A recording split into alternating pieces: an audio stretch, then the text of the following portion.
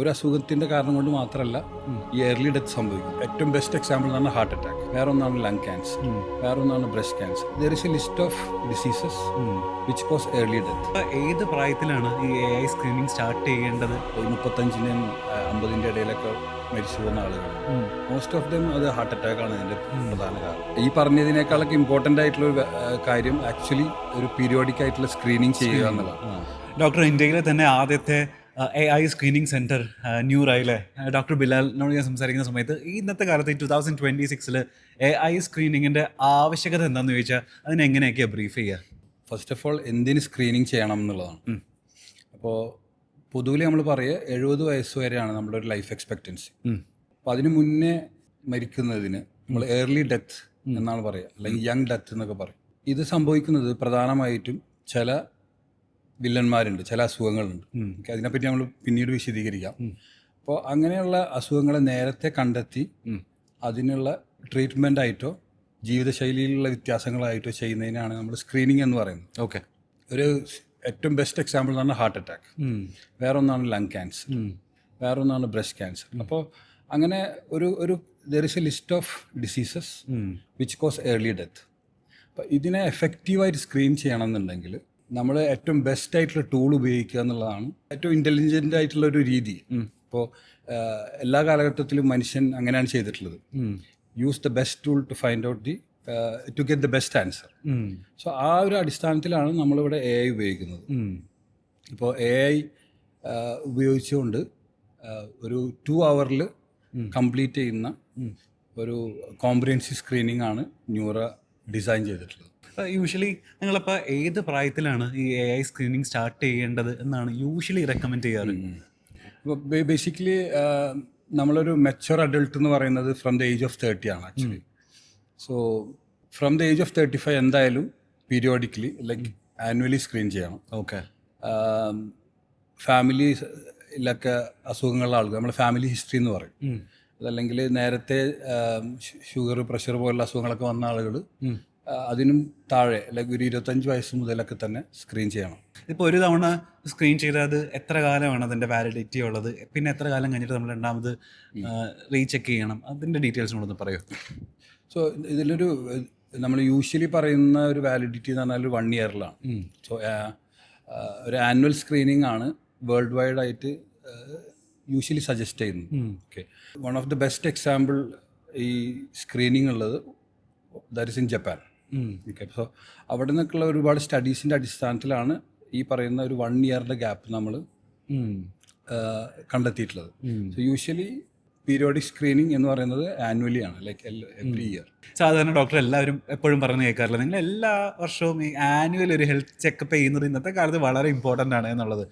സാധാരണ ഒരു health checkup ചെയ്യുന്നതും അല്ലെങ്കിൽ ഒരു AI സ്ക്രീനിങ് ചെയ്യുന്നതും തമ്മിലുള്ള ഡിഫറൻസ് ഒരു സാധാരണക്കാരൻ ചോദിച്ചാൽ അപ്പോൾ ആളോട് എങ്ങനെയാണ് അപ്പോൾ അതിന് നമുക്ക് ഉത്തരം പറഞ്ഞു കൊടുക്കാൻ പറ്റുക? ന്യൂറോ ചെയ്യുന്നത് ഇമേജിംഗ് ബേസ്ഡ് സ്ക്രീനിങ് എന്ന് പറയും. ലൈക്ക് നമ്മൾ ഉപയോഗിക്കുന്നത് ഒരു അഡ്വാൻസ്ഡ് ആയിട്ടുള്ള ഒരു CT സ്കാനാണ്. ഓക്കെ. സോ ഈ CT സ്കാൻ ഉപയോഗിച്ചിട്ട് നമ്മൾ പ്രധാനപ്പെട്ട നമ്മളുടെ ഓർഗൻസ് ഉണ്ട്, like heart, lungs, kidney, liver, ഇതിൻ്റെയൊക്കെ ഇമേജ് എടുത്ത് അതിൽ വരുന്ന വ്യത്യാസങ്ങളാണ് നമ്മൾ നോക്കുന്നത്. ഓക്കെ. യൂഷ്വലായിട്ടുള്ള കോമൺലി അവൈലബിൾ ആയിട്ടുള്ള സ്ക്രീനിങ്സ് പ്രൈമറിലി ബ്ലഡ് ബേസ്ഡ് ആണ്. ലൈക്ക് അവർ ബ്ലഡിലുള്ള വ്യതിയാനങ്ങൾ മാത്രമേ നോക്കുന്നുള്ളൂ.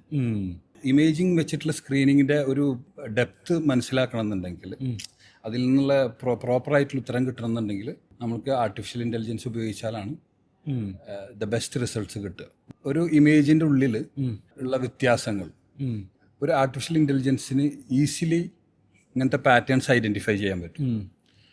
റിപ്പോർട്ടിംഗ് എപ്പോഴും ചെയ്യുന്നത് ഒരു ഡോക്ടർ തന്നെയാണ്. ലൈക്ക് നമ്മളുടെ റിപ്പോർട്ട് എപ്പോഴും ചെയ്യുന്നത് ഒരു സ്പെഷ്യലിസ്റ്റ് ഡോക്ടറാണ്. Like it will be always A radiologist. പക്ഷേ ഈ റേഡിയോളജിസ്റ്റിന് ഒരു കോൺഫിഡൻ്റ് ആയിട്ട് റിപ്പോർട്ടിംഗ് ചെയ്യാൻ വേണ്ടിയിട്ടാണ് നമ്മൾ AI ഉപയോഗിക്കുന്നത്. ഈ ഒരു രീതി വഴി നമ്മൾ 2 hours നമുക്ക് കംപ്ലീറ്റ് സ്ക്രീനിങ് ചെയ്യാൻ പറ്റുന്നു എന്നുള്ളതാണ്. ഒരു എഫിഷ്യൻറ്റ് ഫാസ്റ്റർ സ്ക്രീനിങ് പോസിബിൾ ആക്കുക എന്നുള്ളതാണ് നമ്മൾ AI ഉപയോഗിക്കുന്നതിൻ്റെ കാരണം. അപ്പോൾ ഈ AI സ്ക്രീനിങ് ടെസ്റ്റിൻ്റെ ഡ്യൂറേഷൻ വരുന്നത് 2 മണിക്കൂറിൽ താഴെ മാത്രമായിരിക്കും. അത് എല്ലാത്തരം പേഷ്യൻസിനും? അതെ. നമ്മളിവിടെ പ്രധാനമായിട്ടും ക്യൂറേറ്റ് ചെയ്തിട്ടുള്ള 2 പാക്കേജാണ്. ഒന്ന് Noora men and Noora woman എന്ന് പറയും. ഓക്കെ. അപ്പോൾ ഇതിൻ്റെ അടിസ്ഥാനം എന്ന് പറഞ്ഞു കഴിഞ്ഞാൽ നമ്മൾ ഈ നേരത്തെ പറഞ്ഞ പോലെ ഒരാൾ ഏർലി ആയിട്ട് അവരെ മരണത്തിലേക്ക് നയിക്കുന്ന, അതല്ലെങ്കിൽ ഡിസബിലിറ്റി എന്ന് പറയും ചിലപ്പോൾ. ഈ സ്ട്രോക്ക് എന്ന് പറയുന്ന ഒരു അസുഖമുണ്ട്, ലൈക്ക് പക്ഷാഘാതം എന്ന് പറയും. അതിലൊക്കെ എന്താ സംഭവിക്കുക വെച്ച് കഴിഞ്ഞാൽ ഒരു സൈഡ് പാരലൈസ്ഡ് ആയി പോവുക ചെയ്യും. അപ്പോൾ അങ്ങനെയുള്ള അസുഖങ്ങൾ നേരത്തെ കണ്ടെത്താൻ വേണ്ടിയിട്ടുള്ള ഞാൻ നേരത്തെ പറഞ്ഞ പോലെ ഒരു ലിസ്റ്റ് ഓഫ് ഡിസീസസ് വെച്ചിട്ട് നമ്മൾ 2 പാക്കേജാണ് പ്രൈമറിലി ഉള്ളത്. ഇതിൻ്റെ ഒരു time period is actually 2 hours. So ഇതിൽ നിന്ന് ഒരു കോംപ്രിഹെൻസീവ് വാല്യുവേഷൻ നിങ്ങൾക്ക് കിട്ടും. അതാണ് like basic neuro package actually. നമ്മളിപ്പോൾ പേടിക്കുന്ന അസുഖങ്ങൾ എന്ന് പറയുന്നത് ഒന്ന് ക്യാൻസറും അതുപോലെ തന്നെ ഹാർട്ട് അറ്റാക്കും ആണല്ലോ. ഇത് രണ്ടും വരരുതേ എന്നായിരിക്കും നമ്മൾ ഏറ്റവും കൂടുതൽ പ്രാർത്ഥിക്കുന്നത് അല്ലേ. അപ്പോൾ ഈ ഹാർട്ട് അറ്റാക്കും അല്ലെങ്കിൽ ക്യാൻസർ ഡിറ്റക്ഷനൊക്കെ ഈ AI സ്ക്രീനിങ്ങിലൂടെ എത്രമാത്രം ആക്യുറേറ്റ് ആയിട്ട് അപ്പോൾ നമുക്ക് റിസൾട്ട് കിട്ടും? നമ്മൾ യൂഷ്വലി ഹാർട്ട് അറ്റാക്കിന് വേണ്ടിയിട്ട് വളരെ ബേസിക് ആയിട്ടുള്ള സ്ക്രീനിങ് എന്ന് പറഞ്ഞിട്ട് ECG പോലുള്ള സാധനങ്ങൾ ഉപയോഗിച്ചിട്ട് ചെയ്യും ആളുകൾ. ECG ഒന്നും ഒരിക്കലും ഹാർട്ടിൻ്റെ നേരത്തെയുള്ള പ്രശ്നങ്ങളെ കണ്ടെത്താൻ പറ്റുന്ന ഒരു ടെസ്റ്റ് അല്ല. പക്ഷേ നമ്മൾ ഹാർട്ടിൻ്റെ ഒരു ഇമേജ് CT സ്കാൻ വഴി എടുക്കുന്നതിലൂടെ നമ്മൾ നോക്കുന്നത് കാൽഷ്യം സ്കോർ എന്ന് പറയുന്ന ഒരു ടെസ്റ്റും അതുപോലെ തന്നെ അഡിപ്പോസ് ടിഷ്യൂ, എപ്പിക്കാർഡിയൽ അഡിപ്പോസ് ടിഷ്യൂ എന്ന് പറയുന്ന 2 ടെസ്റ്റാണ് നമ്മൾ ഹാർട്ടിൻ്റെ മേലെ ചെയ്യുന്നത്. ഇത് ഓട്ടോമാറ്റിക്കായിട്ട് ഇതിൻ്റെ ഒരു ക്വാണ്ടിറ്റി പ്രൊവൈഡ് ചെയ്യുന്നത് actually is through AI. Okay. So basically നമ്മളിപ്പോൾ ഈ ഒരു CT സ്കാൻ എടുത്തു കഴിഞ്ഞാൽ ഒരു റേഡിയോളജിസ്റ്റ് മാനുവലി അതിനെ വലുപ്പവും അതിൻ്റെ വോളിയൊക്കെ മെഷർ ചെയ്യണമെങ്കിൽ ഇറ്റ്സ് വെരി ഡിഫിക്കൽട്ട്.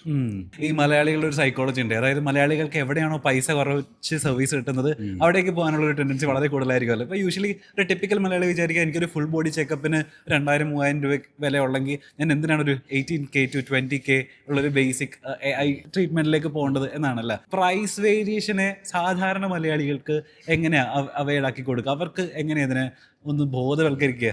നമ്മളുടെ ഒരു പ്രയോറിറ്റിയാണ് ഇതിൽ ഏറ്റവും വലിയ ഇമ്പോർട്ടൻ്റ് ആയിട്ടുള്ള കാര്യം. സോ നിങ്ങൾ നേരത്തെ പോയിന്റ് ഔട്ട് ചെയ്ത 2 പ്രധാന അസുഖങ്ങൾ, ഒന്ന് ഹാർട്ട് അറ്റാക്കും ക്യാൻസേഴ്സും. ഇത് വന്നു കഴിഞ്ഞാൽ ഇറ്റ്സ് നോട്ട് ലൈക്ക് അധികം ചാൻസ് ഇല്ലാത്ത ചില കൈൻഡ് ഓഫ് ഡിസീസസ് ആണ്. അപ്പോൾ അങ്ങനെയുള്ള ഡിസീസിനെ സംബന്ധിച്ചുള്ള നമ്മൾ ഏറ്റവും ബെസ്റ്റ് ആയിട്ടുള്ള ഏറ്റവും അഡ്വാൻസ്ഡ് ആയിട്ടുള്ള ടൂൾസ് ഉപയോഗിക്കണം എന്നുള്ളതാണ്. നേരത്തെ പറഞ്ഞ പോലെ പ്രൈമറി ആയിട്ടുള്ള ബ്ലഡും അതുപോലെ തന്നെ എക്സ്റേയും മാത്രം ഉപയോഗിച്ചിട്ടാണ് ചെറിയ രീതിയിലുള്ള സ്ക്രീനിങ്സ് ചെയ്യുന്നത്. അപ്പോൾ അതിൽ നിന്നുള്ള ഔട്ട്പുട്ടിനും അത്ര തന്നെ വാല്യൂ ഉണ്ടാവുള്ളൂ സ്വാഭാവികമായിട്ടും. പക്ഷേ അങ്ങനെയൊക്കെ ആണെങ്കിലും ഞാൻ ഒരിക്കലും ഒരു ചെറിയ രീതിയിൽ സ്ക്രീനിങ്ങിനെ എപ്പോഴും സ്ക്രീനിങ് ചെയ്യാതിരിക്കുന്നതിനേക്കാൾ അത് നല്ലത് തന്നെയാണ്. പക്ഷേ ന്യൂറയിൽ ചെയ്യുന്ന സ്ക്രീനിങ് ഒരു അഡ്വാൻസ്ഡ് ആയിട്ടുള്ള ഒരു ഇമേജിംഗ് ബേസ്ഡ് ടെക്നോളജിയാണ് ഉപയോഗിക്കുന്നത്. നമ്മൾ ഉപയോഗിക്കുന്ന CTൻ്റെ പേര് അൾട്രാ ലോഡോ CT എന്നാണ്. ബേസിക്കലി CT സ്കാനാണ് എടുക്കുന്നതെങ്കിലും ഒരു എക്സ്റേൻ്റെ റേഡിയേഷൻ മാത്രമേ നമ്മൾ കൊടുക്കുന്നുള്ളൂ. നമ്മൾ ഇതുവരെയുള്ള എക്സ്പീരിയൻസിൽ and like with all the pride എനിക്ക് പറയാൻ പറ്റുന്നത് we have saved lot of lifes. Otherwise heart attack വരാൻ സാധ്യതയുള്ള ഒരുപാട് ലൈഫ്സ് നമുക്ക് സേവ് ചെയ്യാൻ പറ്റുന്നുണ്ട്. ഇപ്പോൾ നിങ്ങളുടെ ഒരു കൗണ്ട് എടുത്തു കഴിഞ്ഞാൽ ഏറ്റവും കൂടുതൽ സ്ക്രീനിങ്ങിലൂടെ കണ്ടെത്തിയേക്കുന്ന ഡിസീസസ് ഏതാണെന്നാ പറയാ? I think it will be heart attack ആണല്ലേ. അത് നമ്മുടെ നാട്ടിൽ വളരെയധികം വർദ്ധിച്ചു വന്നുകൊണ്ടിരിക്കുന്ന സാധനം. ഇപ്പം നമ്മൾ യൂഷ്വലി മിക്കതും നിങ്ങളും കണ്ടിട്ടുണ്ടാവും, ലൈക്ക് ആരെങ്കിലുമൊക്കെ ഒരു വാട്സാപ്പ് സ്റ്റാറ്റസിലെങ്കിലും ഗോൺ ടു സൂൺ എന്ന് പറയുന്ന രീതിയിൽ വരുന്ന ഒരുപാട് ഈ 35-ൻ്റെ 50-ൻ്റെ ഇടയിലൊക്കെ മരിച്ചു പോകുന്ന ആളുകളുണ്ട്. മോസ്റ്റ് ഓഫ് ദം അത് ഹാർട്ട് അറ്റാക്കാണ് അതിൻ്റെ പ്രധാന കാരണം. അങ്ങനെയുള്ള ഹാർട്ട് അറ്റാക്കുകളൊക്കെ നമുക്ക് നേരത്തെ കണ്ടെത്താനുള്ള ശേഷി ഉള്ള ഒരു സ്കാനിങ് ആണ് ന്യൂറോ ചെയ്യുന്നത് ആക്ച്വലി. ഇപ്പോൾ AI സ്ക്രീനിങ്ങിലൂടെ നമുക്ക് ഹാർട്ട് അറ്റാക്ക് വരുമോ ഇല്ലയോ എന്നുള്ളത് നമുക്ക് ഡിറ്റക്ട് ചെയ്യാം. അത് ഇപ്പോൾ സ്ക്രീനിങ്ങിൻ്റെ കൂടെ തന്നെ ഒരു സാധാരണ ടിപ്പിക്കൽ ആള് അറ്റാക്ക് വരാതിരിക്കാൻ വേണ്ടിയിട്ട് നമ്മുടെ ഡേ ടു ഡേ ലൈഫിൽ എന്തൊക്കെ കാര്യങ്ങൾ മാറ്റേണ്ടതുണ്ടെന്നാണ് യൂഷ്വലി ഡോക്ടർ സജസ്റ്റ് ചെയ്യുക? ബേസിക്കലി നമ്മുടെ ലൈഫ് സ്റ്റൈലിൽ വന്ന ഭീകരമായിട്ടുള്ള വ്യത്യാസങ്ങളാണ് ആക്ച്വലി ഇപ്പോൾ കാണുന്ന ഹാർട്ട് അറ്റാക്ക് അടക്കമുള്ള പ്രശ്നങ്ങളുടെ കാരണം. എല്ലാവരും ഡയറ്റ് വെച്ചിട്ട് തുടങ്ങി. ഞാൻ ഇപ്പോഴത്തെ കാലത്ത് പ്രയോറിറ്റൈസ് ചെയ്യുന്നത് സ്ലീപ്പാണ്. So proper sleep, routine exercise, regular exercise, fat കുറവുള്ള, ഷുഗർ കുറവുള്ള, പ്രോട്ടീൻ റിച്ച് ആയിട്ടുള്ള ഫുഡ്, ഇതാണ് നമ്മൾ ഒരു ബേസിക് ആയിട്ടുള്ള ഒരു പ്രിവെൻറ്റബിൾ ആക്ഷനായിട്ട് പറയുന്നത്. ഈ പറഞ്ഞതിനേക്കാളൊക്കെ ഇമ്പോർട്ടൻ്റ് ആയിട്ടുള്ള ഒരു കാര്യം ആക്ച്വലി ഒരു പീരിയോഡിക് ആയിട്ടുള്ള സ്ക്രീനിങ് ചെയ്യുക എന്നുള്ളതാണ്.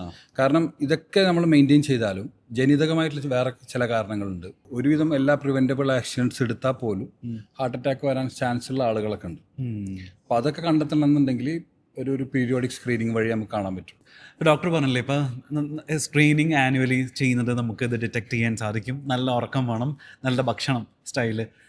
നമ്മളുടെയൊക്കെ ഒരു 30കളിലേക്ക് കഴിഞ്ഞ് കഴിഞ്ഞാൽ ഏറ്റവും കൂടുതൽ ആളുകൾ ഫേസ് ചെയ്യുന്ന പ്രശ്നം എന്താ പറയുക, നമുക്ക് കറക്റ്റായിട്ട് ഉറക്കം കിട്ടുന്നില്ല എന്നുള്ളതായിരിക്കും. പലപ്പോഴും ചിലപ്പോൾ സ്ട്രെസ്സൊക്കെ ആയിരിക്കും. കാരണം ഒരു ടിപ്പിക്കൽ മലയാളിക്ക്, ഒരു സാധാരണ ഇപ്പോൾ ജോലിക്കൊക്കെ പോകുന്ന ഒരാൾക്ക് നല്ല ഉറക്കം കിട്ടാൻ വേണ്ടി അയാൾ എന്തൊക്കെ കാര്യങ്ങൾ അപ്പോൾ ശ്രദ്ധിക്കേണ്ടത്? പ്രധാനമായിട്ടും ഉറക്കത്തിനെ ഇപ്പോൾ ബാധിച്ചുകൊണ്ടിരിക്കുന്നത് നമ്മുടെ സ്ക്രീൻ ടൈം ആയിരിക്കും. ഈ സ്മാർട്ട് ഫോൺസിൻ്റെ വരവോട് കൂടിയിട്ടാണ് ഇത്രയും അധികം, അല്ലെങ്കിൽ എല്ലാ ആളുകളിലെയും ഉറക്കത്തിനെ ബാധിക്കാൻ തുടങ്ങിയത്. അപ്പോൾ ഗുഡ് സ്ലീപ്പ് ഹൈജീൻ എന്ന് പറഞ്ഞിട്ടുള്ള കുറച്ച് കാര്യങ്ങളുണ്ട്. Basically like 2 hours, at least 2 hours before നമ്മൾ സ്ക്രീൻസ് അവോയ്ഡ് ചെയ്യുക. ദെൻ ലൈക്ക് ഭക്ഷണം കഴിച്ചത് കഴിഞ്ഞ ഉടനെ കിടക്കാതിരിക്കുക. ലൈക്ക് അറ്റ്ലീസ്റ്റ് ഒരു 1 hour ഗ്യാപ്പ് ഉണ്ടാവണം. സോ ഒരു അറൗണ്ട് 9 o'clock മുന്നേ നമ്മൾ ഡിന്നർ കഴിക്കുകയാണെങ്കിൽ then by 11 if you go to sleep, ആ സമയത്ത് നമ്മൾ സ്ക്രീനൊക്കെ ഒഴിവാക്കി കഴിഞ്ഞാൽ most of the time sleep കിട്ടും. പുതിയ ജനറേഷനിൽ നഷ്ടപ്പെട്ട ഒരു സംഭവമാണ് ഈവനിങ്ങിലുള്ള കളികളും ഈവനിങ്ങിലുള്ള ഒരു സ്വാഭാവികമായിട്ടുള്ള ബീച്ചിലൊക്കെ ഉള്ള നടത്തം, അങ്ങനെയുള്ളൊക്കെ സാധനങ്ങൾ ഇപ്പോൾ വളരെയധികം കുറഞ്ഞു വന്നു. ഇപ്പോൾ ഒരു ഈവനിങ് ടൈമിലുള്ള എക്സസൈസ് ഈസ് ഓൾസോ സംതിങ് നമുക്കൊരു നല്ല ഉറക്കം കിട്ടാൻ ഹെൽപ്ഫുൾ ആയിട്ടുള്ളൊരു കാര്യമാണ്. അപ്പോൾ അത് വളരെ റിഗ്രസ് ആയിട്ടുള്ള എക്സസൈസ് ആവേണ്ട ആവശ്യമൊന്നുമില്ല. ഒരു 20 minutes ഒക്കെ ഉള്ള ബേസിക് വാക്കാണെങ്കിൽ പോലും. ആൻഡ് ദെൻ നമ്മളൊരു 10-10:30 ആകുമ്പോഴേക്കും നമുക്ക് നല്ല ഉറക്കം വരേണ്ടതാണ്. പ്രധാനപ്പെട്ട കാര്യം മൊബൈൽ സ്ക്രീൻ നമുക്ക് അവോയ്ഡ് ചെയ്യാൻ പറ്റണം.